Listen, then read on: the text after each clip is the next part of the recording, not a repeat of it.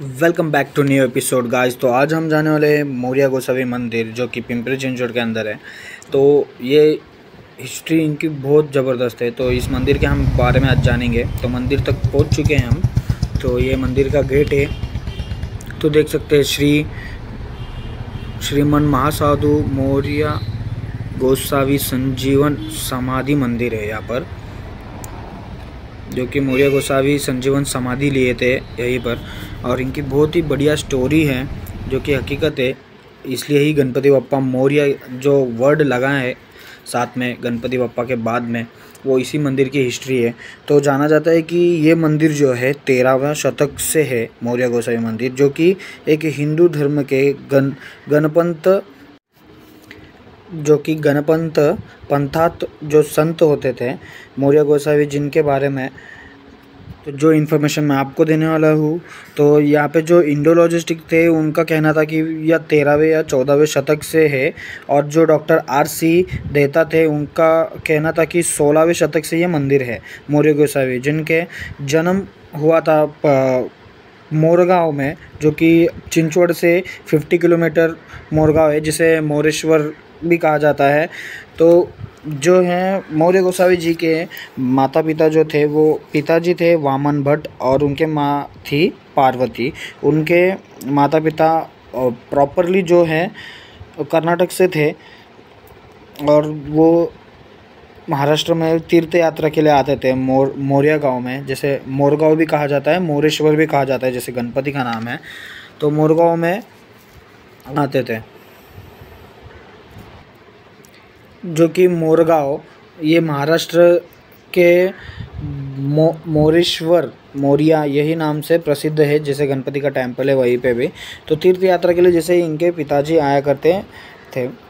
जो मौर्य गोसावी जी के पिताजी थे वामन भट्ट, उनके भक्ति से प्रसन्न होकर गणपति बप्पा ने उन्हें वरदान दिया था, जो भी आपको सुपुत्र होगा उसका नाम मौर्य ऐसा रखना करके। और उन्हें जो मौर्य गोसावी महाराज जो कि बचपन से ही देव भक्ति करते थे, वैदिकीय शिक्षण पूरा करने के बाद गुरु योगीराज सिद्धि ने उन्हें आदेश दिया था कि आदेश की वजह से उन्होंने 42 दिन उन्होंने कठोर तपस्या की थी।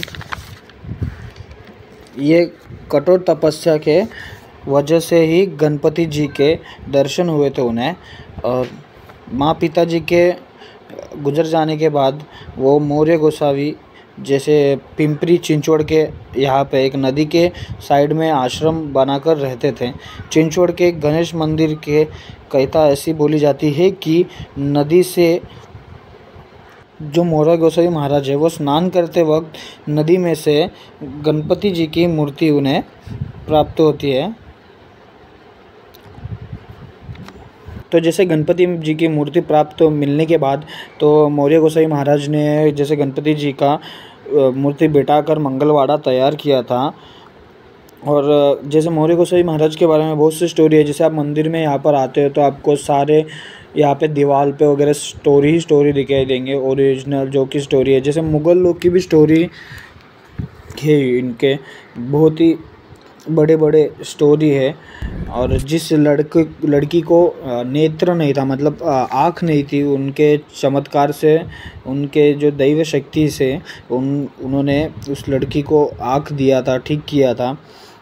बहुत से ऐसे स्टोरी है। आप यहाँ पर आइए, विज़िट कीजिए और यहाँ की हिस्ट्री के बारे में जानिए। आपको बहुत मज़ा आएगा, बहुत अच्छा लगेगा और पॉजिटिव वाइब्स मिलेगी। और यहाँ पे 7 से 8 वंशज के अभी भी समाधि मंदिर बने हुए हैं। यहाँ पे आसपास देख सकते हैं आप। जैसे मुग़ल साम्राज्य के टाइम से भी वो खुश होके, मुग़ल साम्राज्य ने उनसे, मुग़ल लोगों ने खुश होके उन्हें 6 गांव जैसे भेंट में दिया था। तो वो गांव के मैं नाम आपको बता देता हूँ, जो कि जिसमें बानेर था, चिकली थी, भोसरी थी, चिंचवड़ था, चिंचोली थी और चरौली थी। ऐसे बहुत से गांव उन्हें गिफ्ट दिया गया था मौर्य गोसावी महाराज को। पर मौर्य गोसावी महाराज ने ठुकरा दिया उस चीज़ को क्योंकि उन्होंने कहा कि मेरे साथ मोरेश्वर खुद है, तो मुझे ये सब चीज़ की क्या ज़रूरत है। तो भाई ऐसे बहुत से कथा है उनके। आप यहाँ पे आओ, पॉजिटिव वाइब है यहाँ पे। आपको दीवार पे जो चरित्र दिखेगा बहुत ही अच्छा लगेगा उससे। मैं भी आया था, मैंने भी विज़िट किया, हिस्ट्री के बारे में जाना। Thank you for watching SK Moto vlogs. तो ऐसे ही व्लॉग्स के लिए मेरे चैनल को सब्सक्राइब कीजिए।